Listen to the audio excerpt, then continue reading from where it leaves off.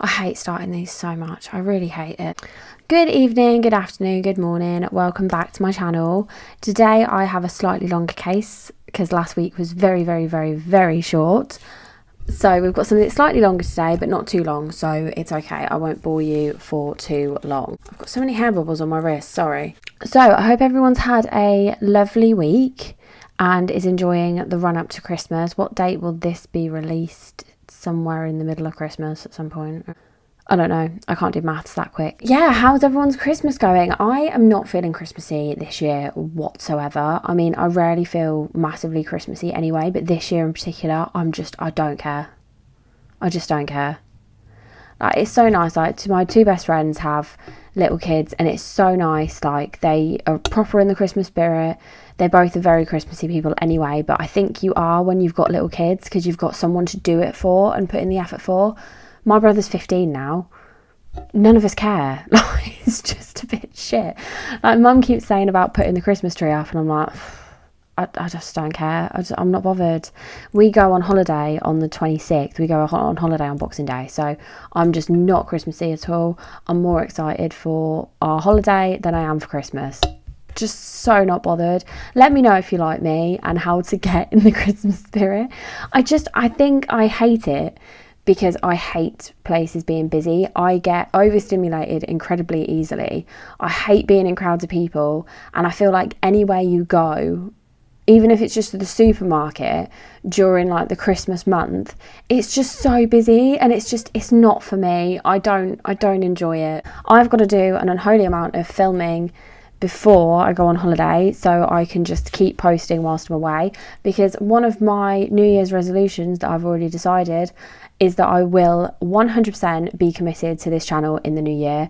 I'm determined to put my all in and really make an effort, which means putting in extra effort with my scripts as well, because I want them to be good, and I want to get to, when I'm filming a video, that I don't have to then Google information that I've just missed off because I'm useless.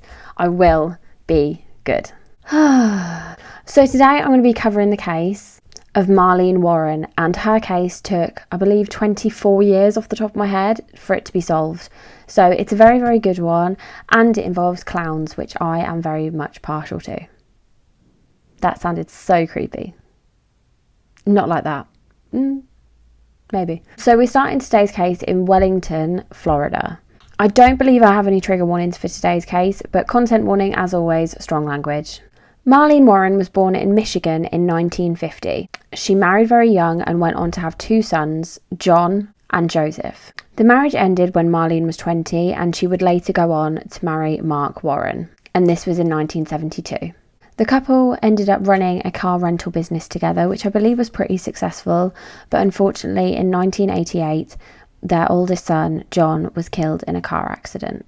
After this, Mark and Marlene's relationship was not the same anymore, and she said that Mark was not there for her when she needed him most. He would just disappear. He kind of disassociated from the pain that he was obviously feeling, and Marlene really needed him there for her. On the 26th of May 1990, I believe it was a Saturday morning around 10:30, and Marlene was at home with her son Joseph, who was 21 years old at the time, and some of his friends were over, as they would go over pretty much every weekend to have breakfast. Mark was not at home at the time. He was on his way to a racetrack. I didn't put context around that. He was just on his way to a racetrack, you know, as you do.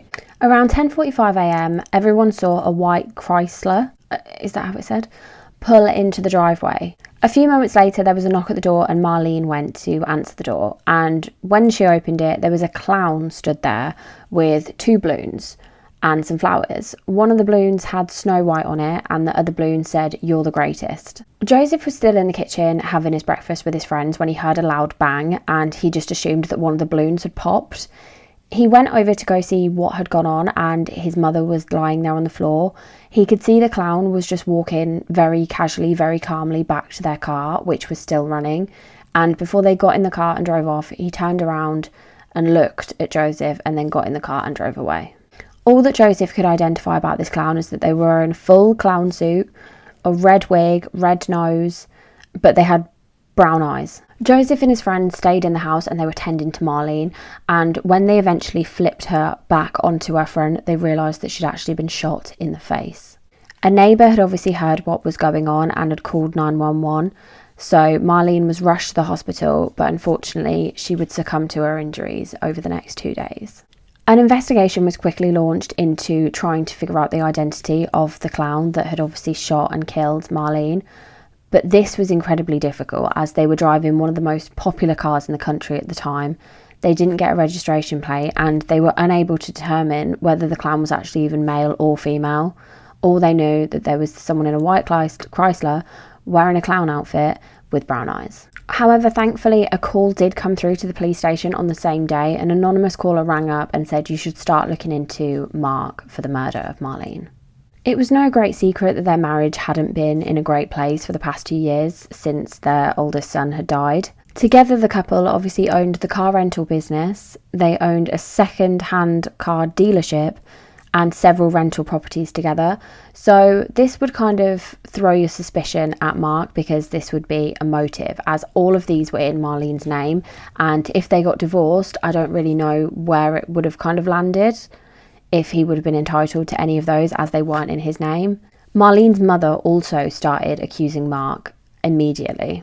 Mike. Have I been saying Mark? Mike. However, when Mike was looked into, he had a rock solid alibi. He had been at the racecourse and he had been with several of his friends who could corroborate his story, so it wasn't Mike. However, the anonymous caller also mentioned another name, and they mentioned the name Sheila Keen. So Sheila did work for the couple. She worked for the Bargain Motors business, and she was one of the repossession agents. She was 27 years old, sorry. She was beautiful, she was confident, she was fearless, she wasn't scared of anyone, probably mainly because she always had a gun on her. There were rumours flying around the business that Mike and Sheila were more than colleagues, and Marlene was aware of this. Sheila separated from her own husband in 1990, and pretty much immediately after this is when the rumours started. Her neighbours said that they would see Mike coming in and out of her apartment so often, they actually thought he was her husband. The pair of them, though, still continued to deny any rumours that there was anything inappropriate going on between the two of them. So the only real evidence that was left at the scene were the balloons and the flowers. So the police started tracking where these had come from, and they'd come from a local supermarket and they were bought about an hour and a half before the murder. People working at the supermarket said that they were bought by a white woman with brown hair, brown eyes, who had very manly mannerisms. On the 24th of May, a tall, white, slim woman with brown hair brought a clown costume. And 2 days before the shooting, seemingly the same woman brought white makeup, a red and orange wig, and a red nose. All of the places that she had bought these various things from were shown pictures of Sheila Keen and said, does this look like the woman? And everyone said yes. Sheila was questioned and she said she was at work that morning. On May 30th, the white Chrysler was found, and it had been reported stolen by another car rental garage. When they searched the car, they found traces of orange and red wig hair as well as brown hair. Somehow, though, this wasn't enough evidence to charge Sheila with anything. Sheila's apartment was searched for a gun and a clown costume, but neither of these items were found at her apartment. Unfortunately, the case eventually started to go cold because they just did not have enough solid evidence to convict Sheila of anything, so the case went cold. In the following months, Mike was arrested on a number of car-related charges. He was repossessing cars that he'd sold at the dealership and then reported them stolen and getting the insurance money, which is cheeky. He was sentenced in 1994 and released in 1997, so he wasn't away for that long. In 1999, Sheila and her husband's divorce finally finalised somehow after 9 years. And, surprise, surprise, in 2002, Sheila and Mike married. They ended up moving to Tennessee and opening a burger restaurant called the Purple Cow, which is a very big change from cars. But I suppose maybe he's not allowed near cars anymore. Who knows? The police remained positive that it was Mike and Sheila that had everything to do with Maureen's murder, but they just did not have enough evidence to prove in court beyond reasonable doubt and get them both convicted. Mike managed to get around $1 million from Maureen's estate after she'd died, which is shit. However, thankfully, in 2013, the case was eventually reopened due to the advancement in DNA testing.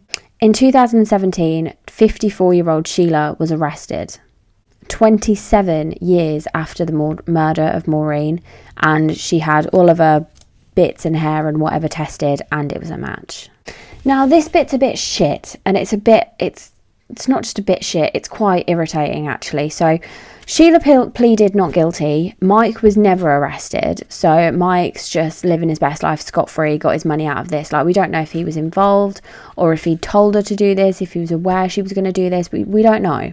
But the shit bit is, Sheila eventually agreed to a plea deal. She pleaded guilty to second-degree murder with a firearm. Sheila had already been in jail for 6 years by the time this trial came about. And she was sentenced to 12 years.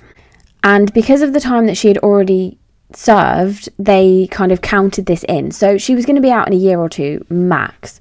And the lawyer saw this as a big win, which it is a massive fucking win, considering you've killed someone, you got away with it for 27 years, 24 years, and then you finally do go to jail and you only have to serve like 6-7 years. It's just insane. And it's shit that you can shoot someone in the face and barely have to serve any time. It's insane.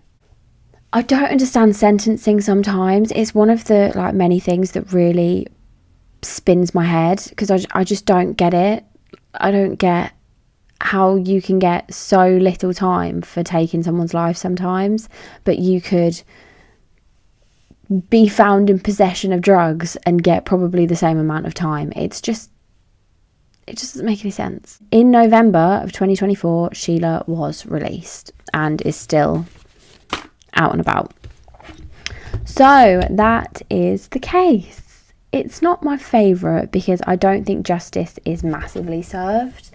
I do understand that they did not have probably enough evidence to prove beyond a reasonable doubt that Sheila had in fact killed Maureen, but they just got away with it for so long and didn't really have to serve that much time at all. Like that's not a lot of time, and it's just really shitty. And the fact that Mike didn't get any repercussions, like I said, I don't know if he was involved, but he got a lot of money out of her estate, obviously married this woman, which is obviously sketch.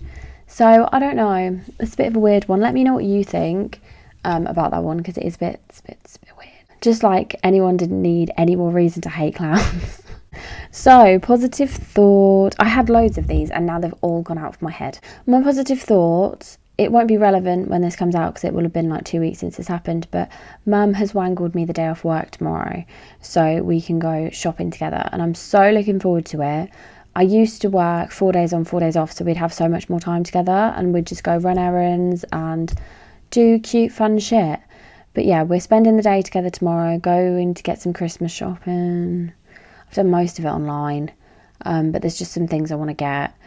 And then we're going to go have lunch and just have a lovely, lovely ladies' day. So I'm very much looking forward to that. Make good choices.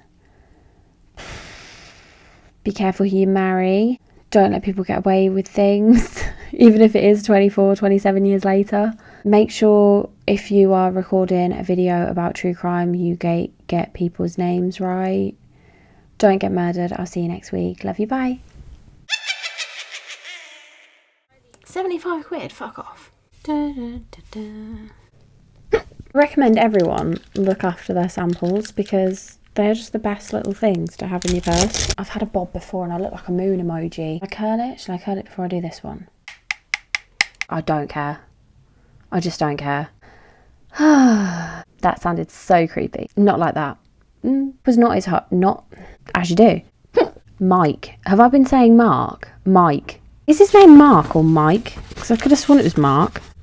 Is it Mark or Mike? This is what I mean about trying to make it better. I wrote Mark there, and then I wrote Mike on the next page. Fuck's sakes. Michael, it's Michael. It is Mike. Shit, sorry. God's sake. So it is Mike. What a tit. I don't know where that sentence was going. Cheeky.